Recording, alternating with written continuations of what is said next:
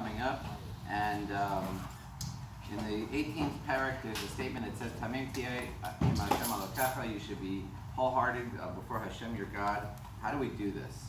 What's the suggestion for it? And we're also first day of Elul. We just heard the shofar. It's time for the next 40 days where we're supposed to get into this mindset of atonement, bring Yom Kippur. What's the kind of a methodology to do this? So I think the answer comes from two parts in this parsha. One of them has to do with the Arei Miklat, which are the cities of refuge, and the other part has to do with the statement in the very beginning that says, Tzedek Tzedek Tirdof, righteousness you should pursue. So how do we put them together?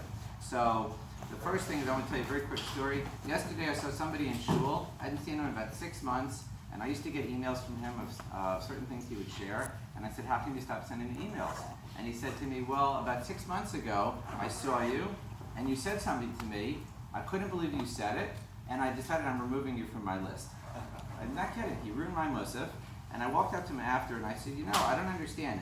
Whatever I said, it's not the person I think that I am, and if I said it, I'm sorry, and if I didn't say it, I'm sorry. Either way, there's no way around it, but what I did was stupid. What you did to me I thought was mean because you took away something that you knew that I enjoyed for months. So this morning, I woke up and the email was already in my box. I was forgiven, and we had a talk and it was fine.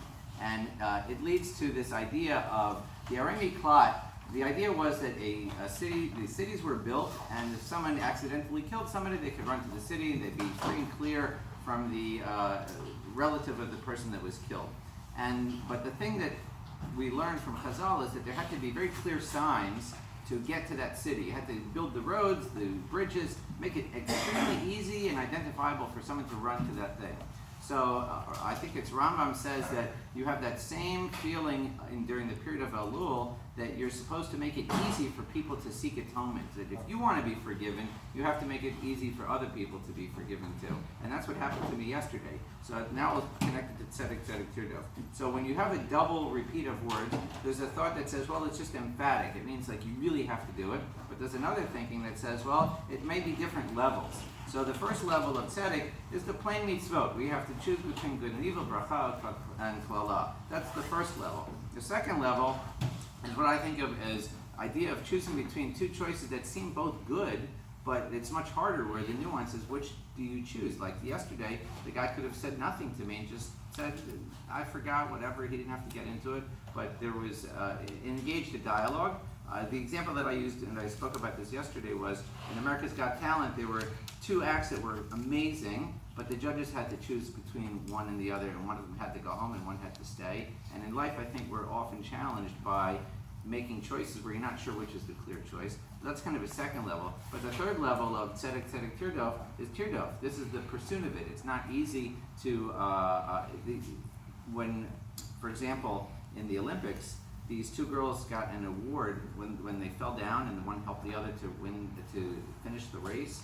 So they awarded them something that only came 17 times in the Olympics, called the Pierre de Coubertain Award, which is an award for fellowship and like a decency award. And so they went above and beyond running the race, which is, you think that's the whole goal is of the Olympics, to win the race, but actually no, that's a goal, but a larger goal, which this Coubertin Award was, to do something greater. So I could go along about this, but I would say the Tirdof element, which Rabbi Kanievsky helped me realize yesterday, is there's a statement, Somer Rav Aseto, Vakei Shalom V'Rad Fehu, meaning peace is something you have to run after. Somer Rav Aseto, that's like the first level of Tzedek Tzedek, but the real challenge of Judaism is to run after and find the opportunities. So don't just wait for them to present themselves.